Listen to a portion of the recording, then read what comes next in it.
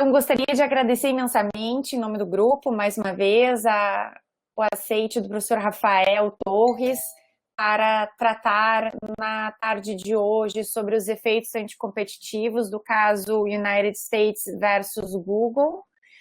O professor Rafael, ele é mestre em Direito pela Universidade Federal do Rio Grande do Sul, um grande colega e amigo de longa data, o qual tenho um prazer imenso de recebê-lo aqui na Universidade Federal de Uberlândia, e também agradeço todo o apoio dos nossos monitores, e na pessoa da Heloísa, que está aqui conosco, compondo essas pequenas câmeras.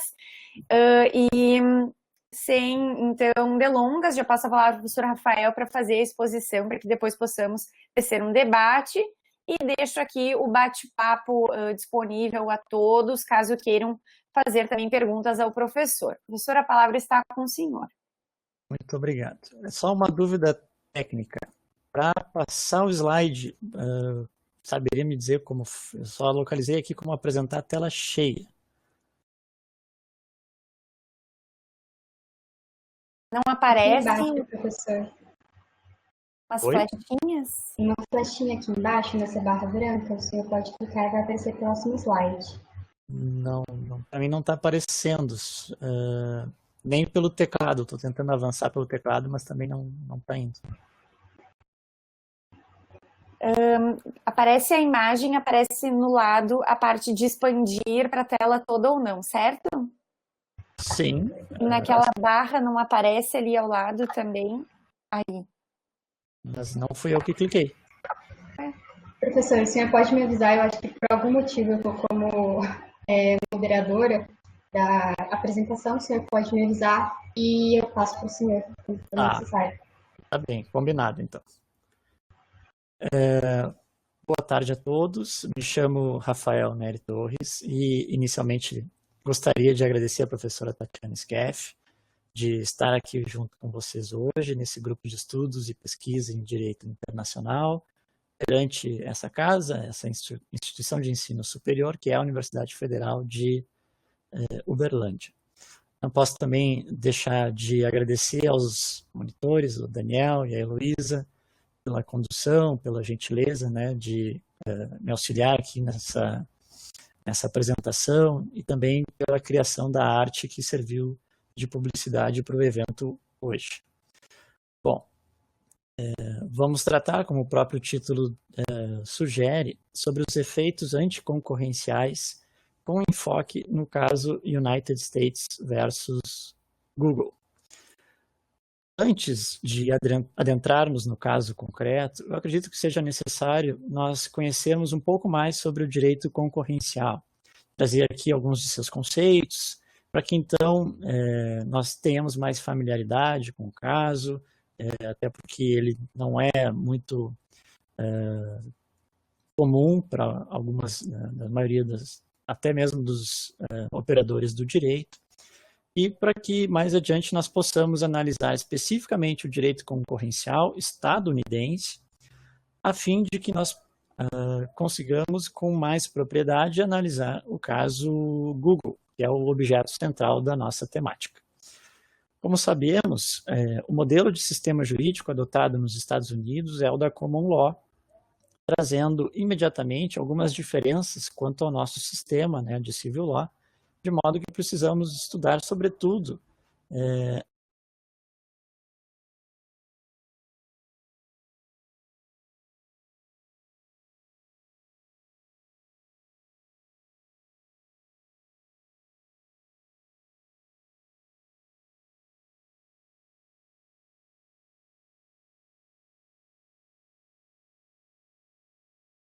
monopolistas e que fosse aferido no caso concreto.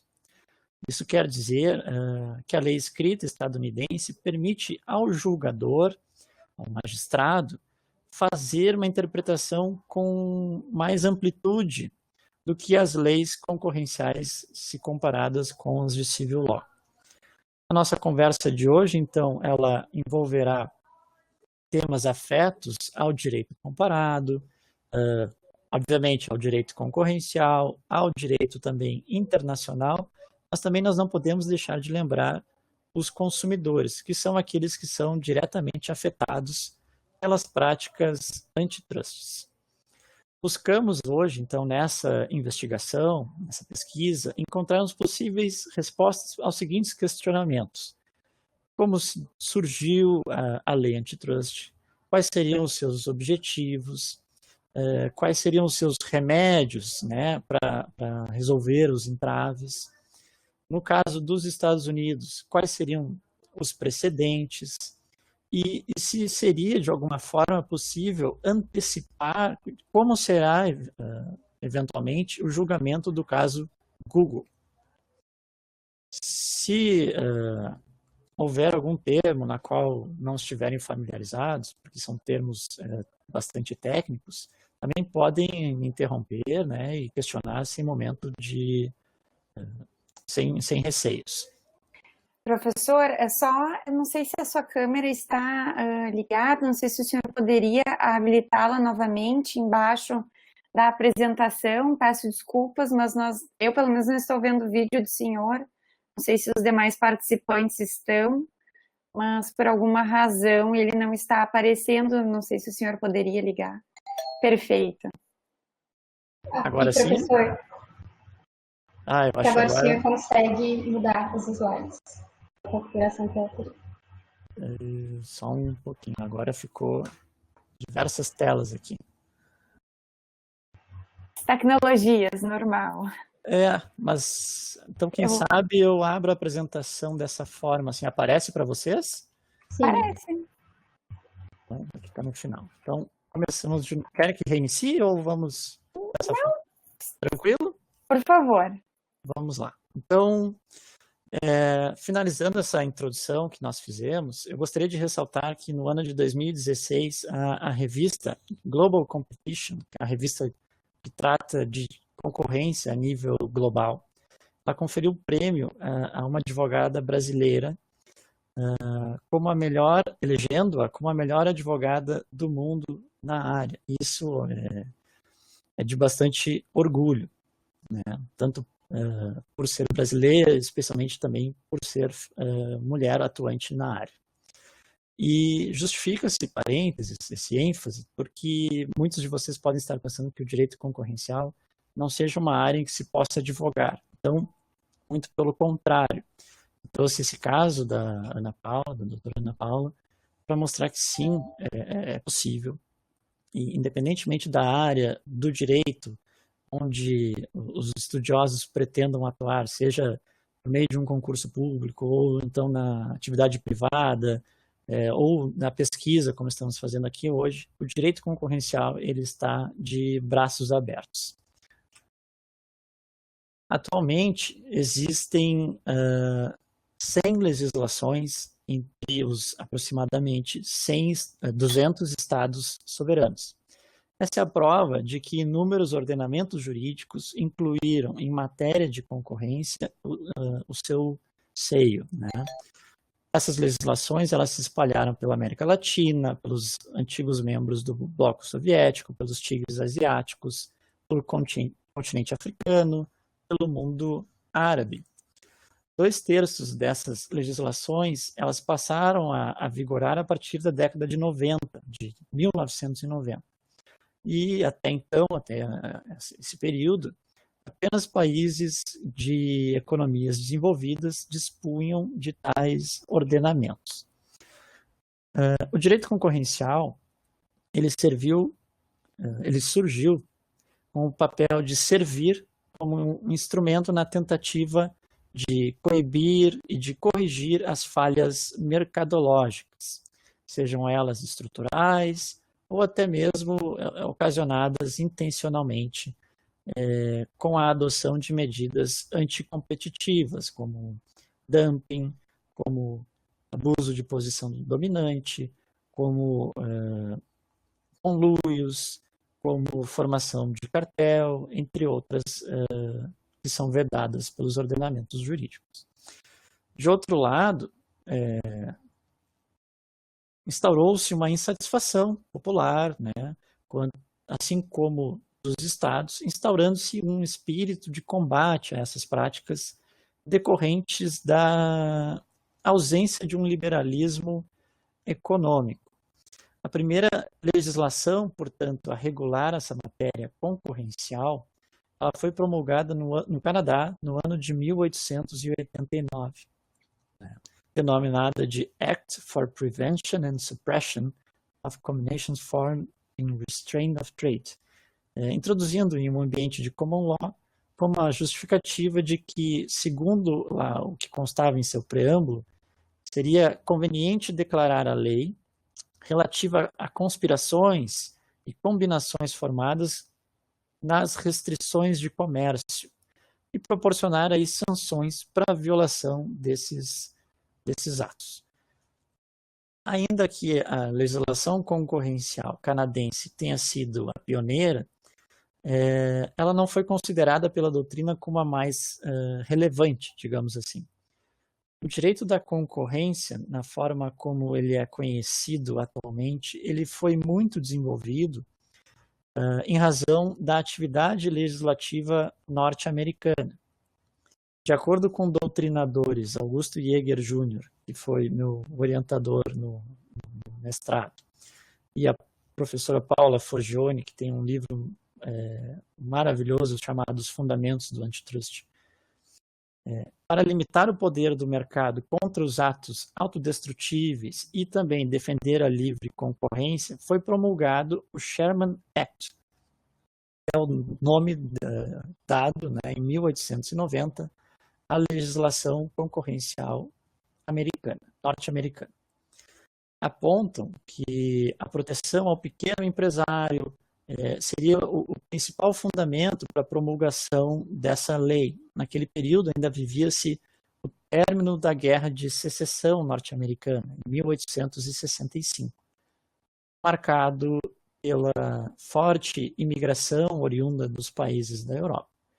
E naquele período, 4 setores da economia norte-americana eram responsáveis por uma crescente concentração de capitais e de recursos na mão de poucos.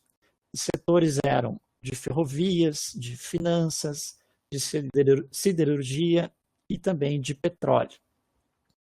Foi então que o Sherman Antitrust Act foi aprovado pelo Congresso Nacional e foi considerado como uma carta abrangente de liberdade econômica destinada à preservação da concorrência livre e irrestrita.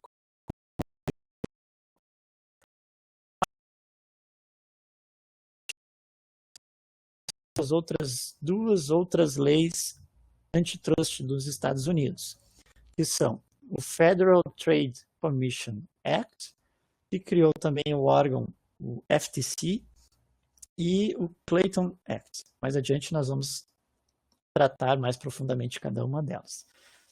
Mas com algumas revisões de lá para cá, elas são atualmente as 3 principais leis em matéria de concorrência a nível federal nos Estados Unidos em vigor ainda hoje. Vejam que passados mais de 100 anos, as leis antitrust têm basicamente os mesmos objetivos primordiais, que são a proteção do processo de concorrência em benefício dos consumidores, garantindo que hajam fortes incentivos para as empresas que venham operar com máxima eficiência, manutenção dos preços baixos, mas com alta qualidade nos seus produtos e nos serviços. Voltando ao Sherman Act, essa lei ela proíbe todo contrato, toda combinação, toda conspiração para restringir o comércio. Qualquer monopolização, ou tentativa de monopolização, ou mesmo de conspiração para monopolizar também é proibida. A Suprema Corte norte-americana ela decidiu que o Sherman Act ele não proíbe toda e qualquer restrição ao comércio, mas somente aquelas que não são razoáveis. Por exemplo, em certo sentido, um acordo entre 2 indivíduos para formar uma parceria restringe um pouco o comércio, mas não pode ser justificável, ou melhor, não pode ser injustificável, portanto, por pode ser legal de acordo com as leis antitrusts. Por outro lado, certos atos são considerados tão graves, tão prejudiciais à concorrência, que quase sempre já são tidos como ilegais. São aquelas violações denominadas de per se, violações por si só. Isso inclui acordos entre indivíduos ou entre empresas para fixar preços, para dividir mercados, para fraudar licitações. De modo que a defesa fica bastante limitada e dificilmente terá alguma justificativa a ponto de eximir de alguma eventual condenação. Muito bem. As penalidades por violar o Sherman Act podem ser muitas vezes bastante severas. Embora a maioria das ações sejam em âmbitos civis, o Sherman Act também é uma lei de natureza criminal. Os indivíduos que violarem podem ser processados pelo Departamento de Justiça. O Sherman Act ele impõe uma penalidade pecuniária de $100 milhões para empresas e de $1 milhão para o indivíduo, assim como a possibilidade de pena de prisão de até 10 anos. A multa máxima, entretanto, ela pode ser aumentada 2 vezes o valor máximo, o valor que os conspiradores ganhariam com esses atos ilegais, ou ainda ao dobro do dinheiro perdido pelas vítimas, tá, desses ilícitos, se qualquer um desses valores ultrapassar a cifra de $100 milhões. Mais adiante, o Federal Trade Commission Act, ele proíbe métodos desleais de concorrência, assim como atos ou práticas desleais ou enganosas.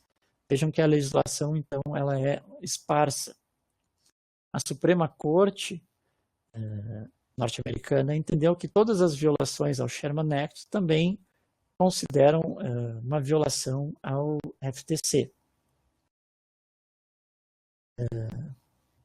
Mais adiante, a lei Clayton ela aborda práticas específicas que não eram cobertas claramente pelo Sherman Act, como fusões, decisões tomadas por empresas que deveriam ser concorrentes, né? Então, digamos assim, um conluio entre diretorias. Está na sua seção 7 do Clayton Act, a proibição de fusões e de aquisições, onde tenham por efeito substancialmente diminuir a concorrência ou ainda na tentativa de se criar um monopólio.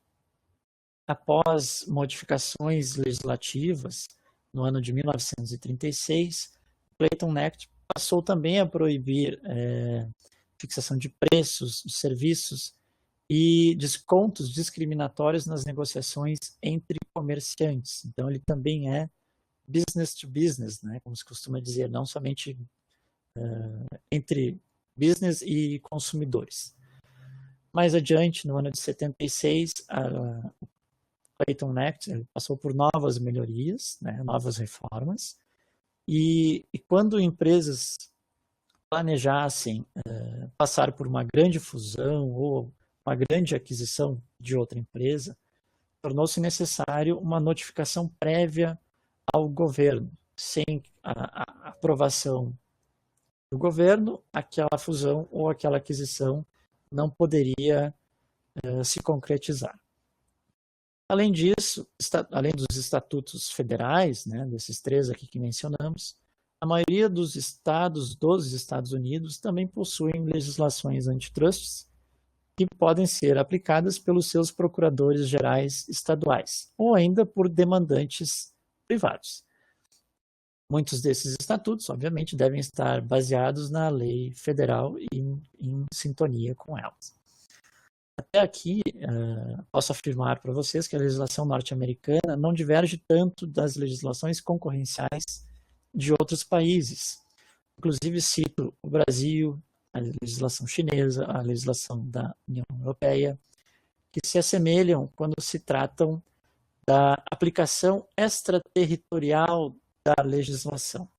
mais adiante nós vamos ver isso com mais profundidade.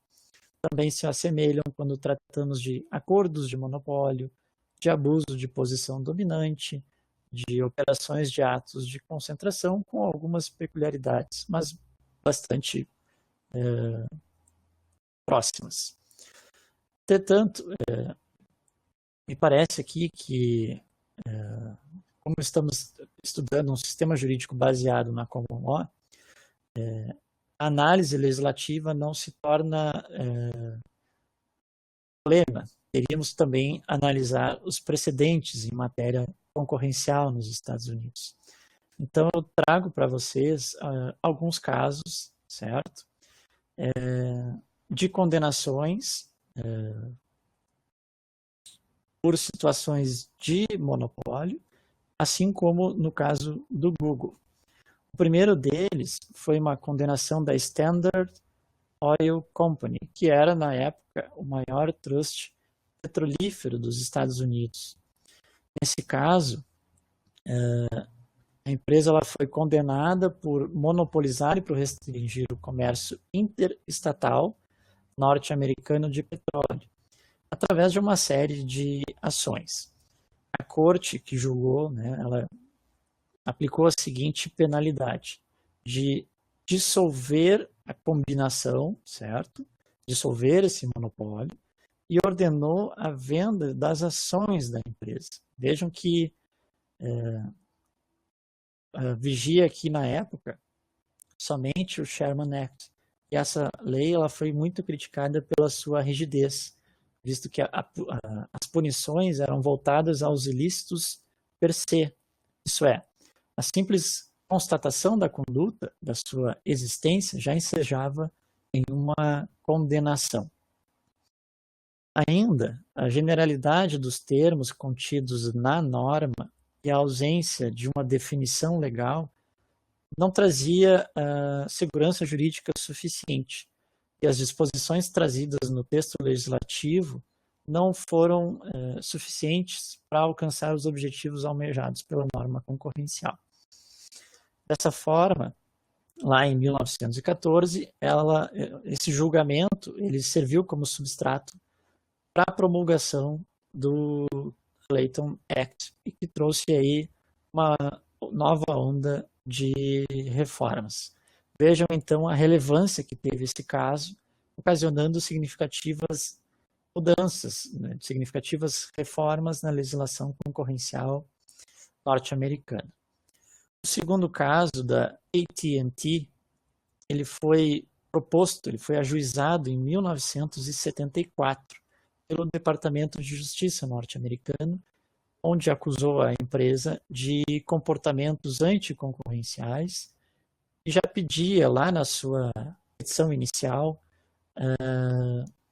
a divisão da empresa. Invocando o Sherman Act, o governo afirmava que a AT&T ela tinha poder de monopólio sobre as telecomunicações e postulou que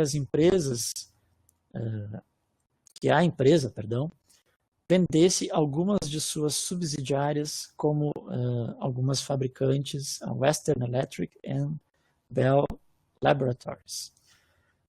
Nesse caso, como o julgamento foi muito complexo, e eu não vou ter condições de tempo hábil aqui de trazer tudo, ele perdurou por muitos e muitos anos. Houve o depoimento de diversas testemunhas, diversos interessados, diversos players, diversos stakeholders, de modo que o julgamento só veio a ocorrer lá em 1982, ou seja, 8 anos depois.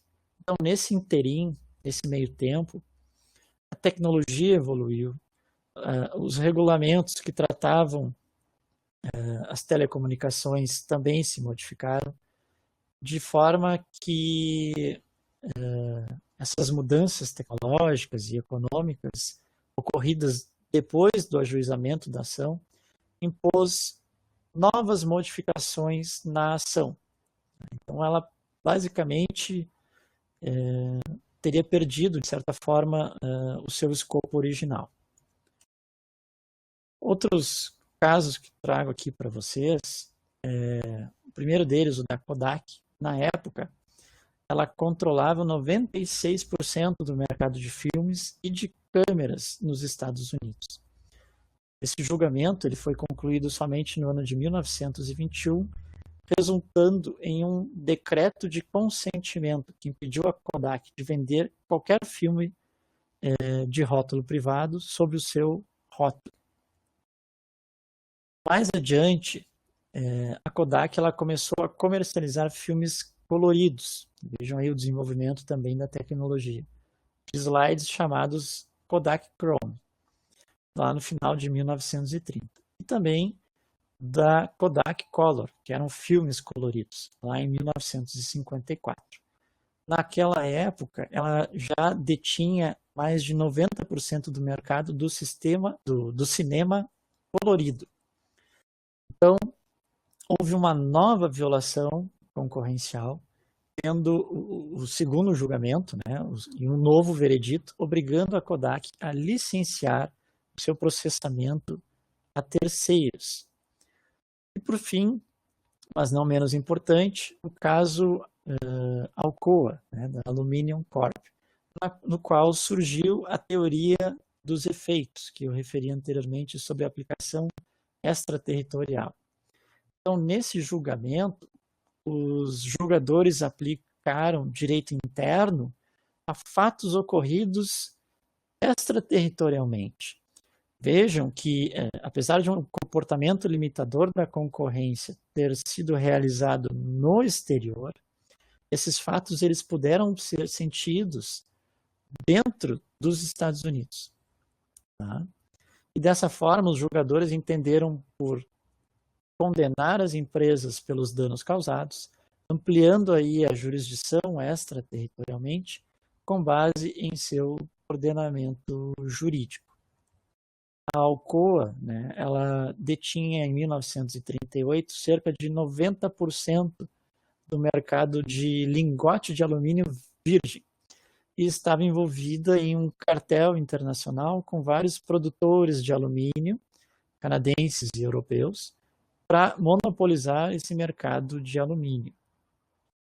Na época, né, na sua defesa, a empresa argumentava que a maioria das atividades repercutiam fora dos Estados Unidos e, portanto, extrapolava o alcance jurisdicional. Foi aí que o Tribunal de Apelação concluiu que, apesar do comportamento limitador da concorrência tivesse sido efetivamente realizado no exterior, os seus efeitos eles puderam ser sentidos no mercado norte-americano. Então não importava, digamos assim, a nacionalidade da empresa, nem tampouco o local do fato.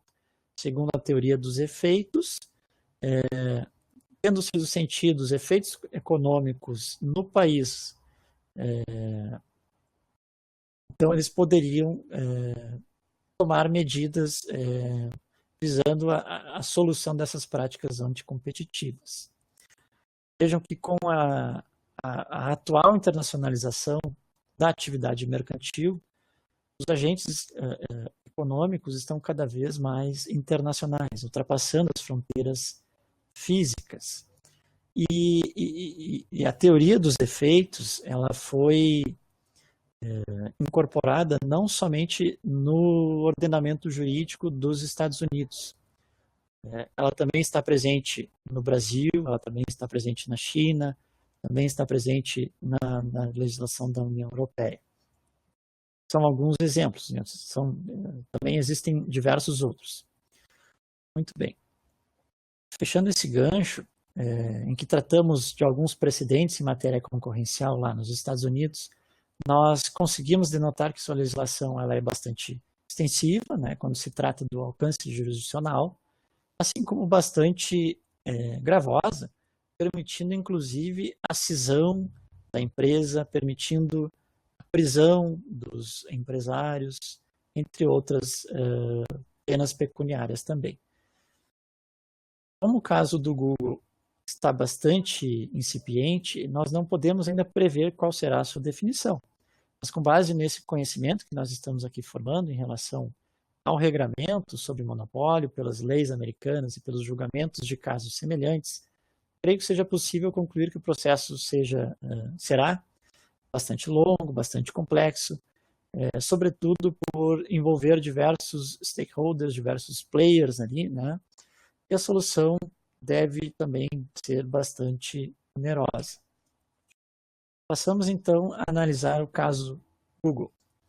Essa ação ela foi proposta não somente pelo ente federativo Estados Unidos da América, né, sob a atuação do seu diretor, Procurador-Geral dos Estados Unidos, mas também pelos representantes de alguns dos seus estados-membros, como o Arkansas, como a Flórida, como a Geórgia, Indiana, Kentucky, Louisiana, Mississippi, entre outros, tá, por meio dos seus respectivos procuradores gerais, que também assinaram junto essa ação concorrencial contra o Google.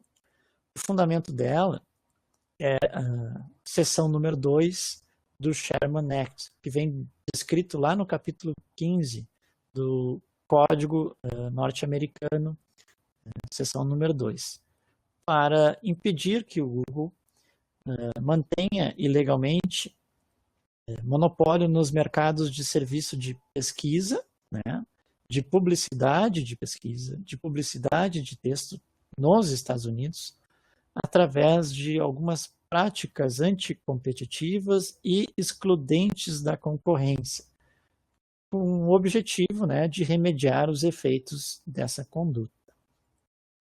Então, daqui em diante, eu traduzo, né, as palavras do Departamento de Justiça norte-americano,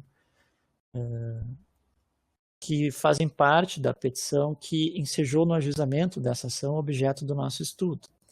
Essa petição ela contém aproximadamente um pouco menos de 60 laudas, mas vamos aqui tentar resumir alguns pontos que penso ser primordiais ao nosso estudo. Compartilharei com vocês, obviamente, o texto originário, até para que vocês possam ler o inteiro teor, tirar as próprias conclusões e encorajá-los, né, a sempre buscar a fonte, até porque posso, de alguma forma, sem intenção, obviamente, não expor todas as questões ou não traduzir de forma adequada, né, de alguma forma posso me equivocar, esse complexo caso. Bom, muito bem. Pela minha leitura, então, da petição inicial, trago alguns trechos que me chamaram bastante atenção. O Google, entre outras funções, ele presta um serviço de pesquisa que permite aos consumidores encontrarem informações responsivas, certo? Na internet, digitando consultas por meio de palavras-chave em um mecanismo de pesquisa, tal como o Bing, tal como o DuckDuckGo, tal como o Yahoo, entre outros buscadores.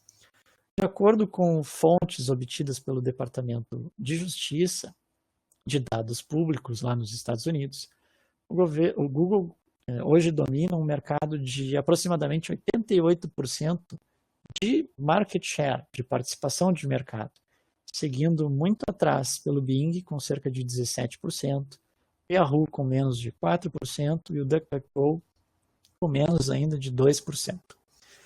Mais recentemente, o Google contabilizou quase 90% de todas as consultas gerais e 95% das consultas em dispositivos móveis, em celulares. A grande e durável participação do Google no mercado e as barreiras significativas à entrada de outros players demonstram o enorme poder de monopólio, segundo o Departamento de Justiça. Os serviços de pesquisa, em geral, são únicos porque oferecem aos consumidores a conveniência de um balcão, certo? Para acessar um volume extremamente grande e diversificado de informações em toda a internet. Os consumidores eles usam serviços de pesquisa em geral para localizar diversos tipos de informações, como buscar um site específico, informações sobre conhecimento, sobre respostas a algumas dúvidas, né? Algumas perguntas que possamos ter, perguntas buscando até mesmo fazer compras. O Departamento de Justiça, ele afirma nessa petição ainda que o Google é o guardião do monopólio da internet e uma das empresas mais ricas do planeta, com um valor de mercado de $1 trilhão e uma receita anual superior a 160 bilhões de dólares. Durante anos, o Google firmou acordos de exclusão, incluindo condutas anticompetitivas para bloquear canais de distribuição e bloquear os seus competidores, os seus rivais. Ele paga milhões de dólares para proteger o status padrão de mecanismo de pesquisa geral e, em muitos casos, proíbe especificamente que contrapartes do Google negociem com concorrentes. O Google também se tornou não apenas um substantivo para identificar a marca, mas ele também se tornou um verbo, né, o Google it, como nós costumamos dizer. Aqui trago também uma ideia, né, do panorama que se transmite, né, no seu market share, na sua posição de monopólio. Em resumo, as alegadas violações dizem com monopólio, com aumento de barreiras, abuso de posição dominante, redução da qualidade dos serviços, restringindo a concorrência e em serviços de pesquisa em geral.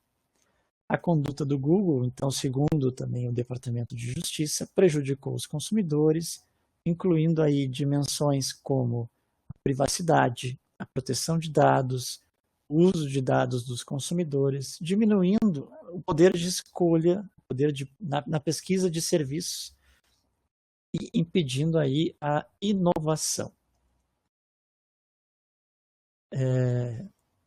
Vocês vão ver no final da petição,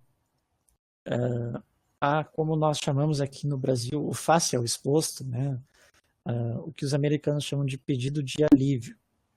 Ali se pede, ao final, que se julgue, que decrete que o Google agiu ilegalmente para manter os serviços de pesquisa, de publicidade, né, sobre fundamento de violação do Sherman Act, na sua seção 2.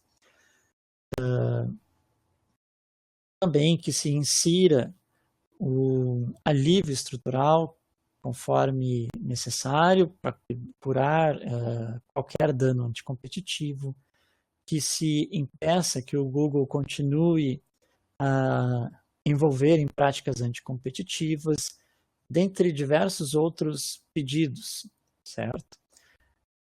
Passando aí, então, as nossas considerações finais, vimos que como surgiu a lei antitrust, não só nos Estados Unidos, vimos o desenvolvimento dela perante diversos ordenamentos jurídicos, também que as legislações concorrenciais elas têm o objetivo de salvaguardar os consumidores, sobretudo com o objetivo, né, de manter o bem-estar social, de manutenção de preços justos, de proteção do mercado, de evitar as práticas desleais, como fusões, como dumping, como monopólios, como cartéis, entre diversas outras.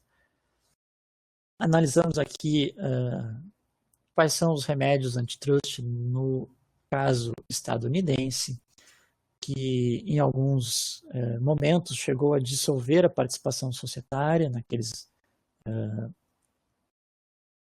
julgamentos que nós analisamos e aplicou penas pecuniárias, penas de multa, combinações transfronteiriças com fundamento lá na teoria dos efeitos.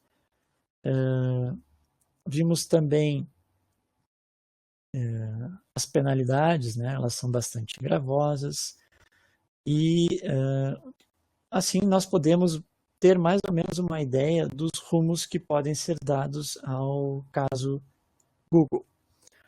Por fim, pessoal, dando encerramento à fala, trago a vocês aqui 3 jornais datados de 21 de outubro de 2020, que para demonstrar a grande repercussão que teve esse assunto. O Wall Street Journal, ele relatou que o Departamento de Justiça, ele, após 1 ano de investigação, ajuizou perante a Corte de Washington, D.C. Então, é lá onde tramita essa ação. Alegando, né, que a gigante da tecnologia domina a pesquisa, excluindo seus competidores. O New York Times, ele referiu que o processo pode se prolongar por anos, pode ainda ensejar no ajuizamento de outras ações a serem propostas pelos procuradores estaduais que não fizeram parte dessa demanda. E citaram como exemplo o estado de Nova York, o estado do Texas, que fazem as suas investigações paralelamente. Por fim, o Washington Post referiu que após 1 ano de investigação prévia ao ajuizamento da ação, sem que houvessem ali justificativas do Google sobre essas violações, o Departamento de Justiça ajuizou, portanto, essa ação. Espero ter trazido aí um conteúdo relevante de forma mais didática possível e fico aberto ao diálogo, eventuais dúvidas que os colegas possam ter. Muito obrigado. Nós que agradecemos, Rafael, a exposição, belíssima exposição, realmente bastante didática e acredito que tenha alcançado todos os objetivos que havíamos conversado. Nós temos uma pergunta aqui no chat do Fábio Rosa. Então eu vou fazer a pergunta dele e também vou colocar mais um questionamento possível para a gente iniciar um debate aqui conclusivo, talvez, né, acerca das ponderações feitas pelo senhor na sua fala. O Fábio aqui questiona: fiquei com uma dúvida em um ponto. Quando a empresa possui uma patente, pode-se falar em reserva de mercado, caracterizar o monopólio? O senhor poderia comentar sobre esse assunto? Aqui uma parte um pouco mais geral. E talvez um questionamento que eu fizesse é no seguinte sentido: ou grande parte dessas modificações legislativas havidas nos Estados Unidos se dão em função de algum caso anterior, que denotou a necessidade de alterar a legislação americana, por exemplo, como trouxesse em relação ao caso Standard Oil, sobre dissolver o monopólio, venda das ações, que culminou na legislação Clayton na sequência.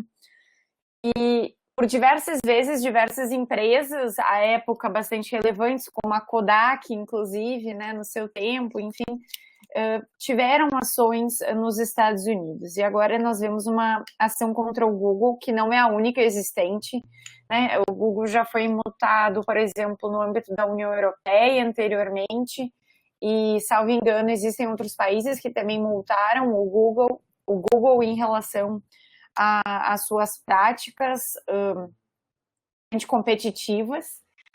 E daí vem o questionamento, né? Sabemos que talvez teremos aqui alguma potencial multa que, no meu ver, talvez gere um certo problema, porque se o Google ele tem um valor de mercado de 1 trilhão e gera 160 bilhões, se esse é o valor correto que estava ali no slide, anual, daí eu vejo, ok, mas que tipo de multas a gente poderia pensar para que o Google pudesse modificar a sua prática, né? Numa leitura talvez mais alinhada com análise econômica do direito, né? Talvez de sofrer um prejuízo para daí deixar de realmente incidir em violações legislativas. Mas, por outro lado, será que esse caso denota alguma falha existente na legislação americana? Será que a gente poderia antecipar alguma falha na legislação que potencialmente uma sentença, nesse caso, poderia ser preenchida. Não sei se o professor tem alguma opinião nesse sentido. Então, eu deixo aqui esses questionamentos, tanto o do Fábio quanto o meu, se achar pertinente, né, claro, poder realizar esse debate conosco. Bom, respondendo inicialmente o questionamento do colega Fábio, quando a empresa possui uma patente, sob a ótica concorrencial, acredito que não se possa falar em uma reserva de mercado, não seria classificado aí como um monopólio. Teria que analisar aprofundadamente o tema lá no caso dos Estados Unidos. Mas em outros países, aí fazendo uma espécie de análise comparada, na China eu já posso certamente dizer que não se aplica a legislação de propriedade intelectual ao direito concorrencial. São legislações diversas e não haveria esse tipo de reserva de mercado.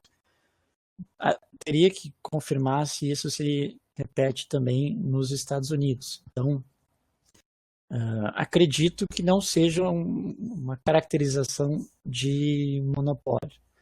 Tá?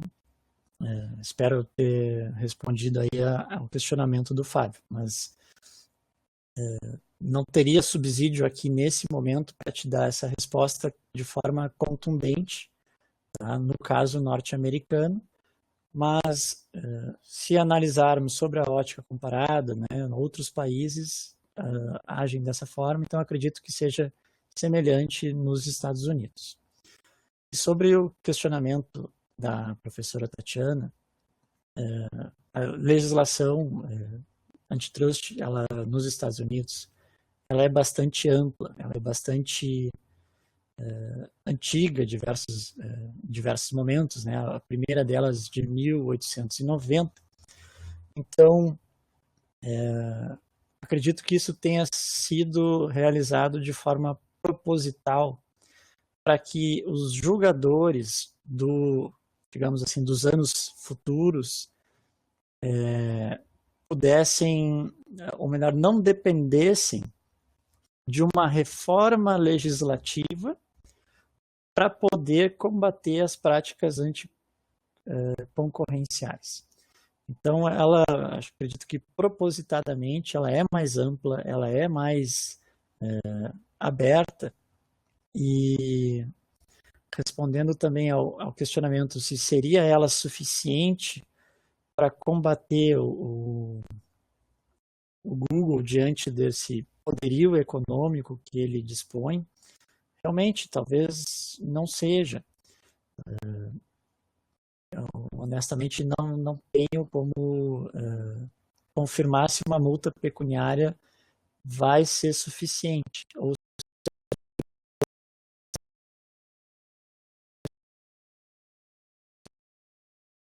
não, tem que ter realmente também uma vontade do Google em abrir mão de uma certa parcela do seu mercado em prol de uma satisfação do Departamento de Justiça, né? Vimos que em alguns outros casos houve uma cisão, houve uma venda de subsidiárias. Então, de repente, uma forma de reduzir o monopólio é restringir esses contratos, digamos assim, de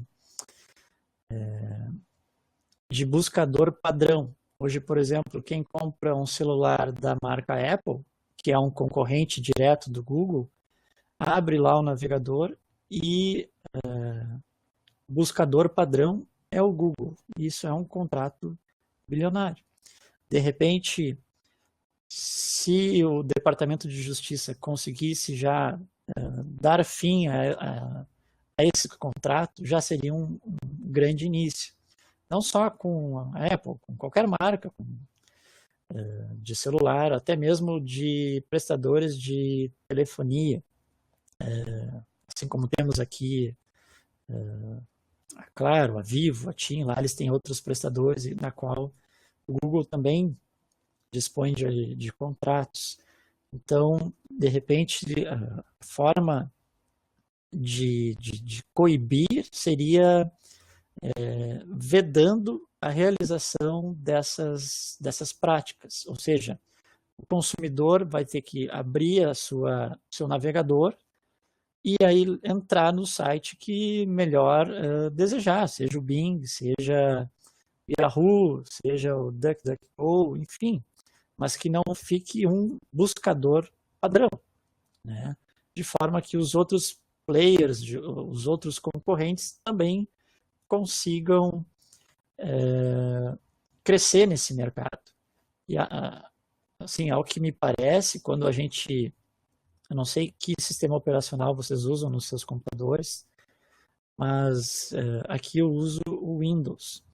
E me parece que somente a Microsoft hoje teria assim, alguma condição e tenta impor a utilização do Microsoft Edge, que é o seu navegador, né? Então não usar o Google Chrome. Também o serviço de voz, de assistente pessoal, enfim, seriam diversas medidas que, como o Google ele é tão grande e presta tantos serviços diferentes, imagino que tenham algumas medidas, né, claro, não previstas em lei, mas que o julgador vai ter que analisar, vai ter que verificar realmente isso aqui é abusivo ou isso aqui não é abusivo, segundo o entendimento dele, e aí sim tomar algumas medidas para a solução das práticas anticompetitivas. Perfeito, esclareceu brilhantemente, agradeço imensamente. Pergunto se alguém mais tem alguma colocação no nosso chat.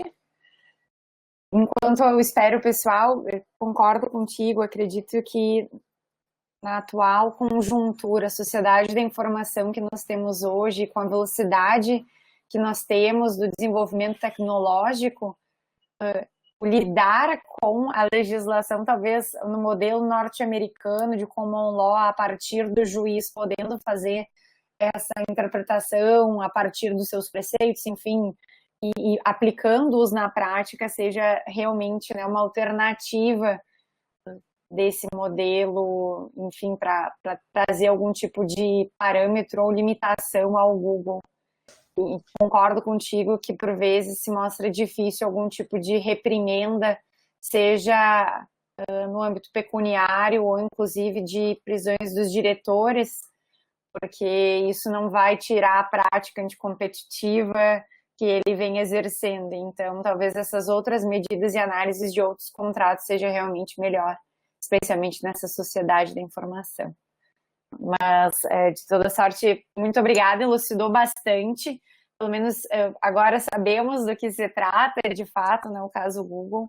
Agradecer a presença do professor Rafael, a disponibilidade dele de estar aqui conosco no nosso encontro de hoje do grupo de pesquisa. Vou abrir a palavra de novo para o professor Rafael fazer as suas considerações finais, mas desde já agradeço imensamente aqui a sua participação e disponibilidade, querido. Também, da mesma forma, professora Tatiana, mais uma vez por abrir esse foro de pesquisa, esse foro de ensino, né, aos colegas da Universidade Federal de Uberlândia, e faço questão também de compartilhar com vocês a petição inicial. Ela está disponível na internet, né, é possível acessá-la facilmente, mas se eventualmente alguém ainda não teve acesso, podem me mandar um e-mail, enfim, como vocês preferirem, posso mandar para a professora compartilha também com vocês. E, enfim, estou à disposição, também fica o meu contato, que precisarem, né? Agradeço mais uma vez e um forte abraço a todos aí. Então tá, muito obrigada, professor Rafael. Vamos esperar sim o link, talvez inclusive uma pequena contribuição do senhor para a nossa newsletter mensal do caso United States versus Google. Seria um prazer tê-lo também na nossa newsletter. Os monitores depois poderão entrar em contato contigo acerca disso. E já dou por encerrado, portanto, o nosso evento de hoje, agradecendo mais uma vez o professor. Vou encerrar aqui, inclusive, a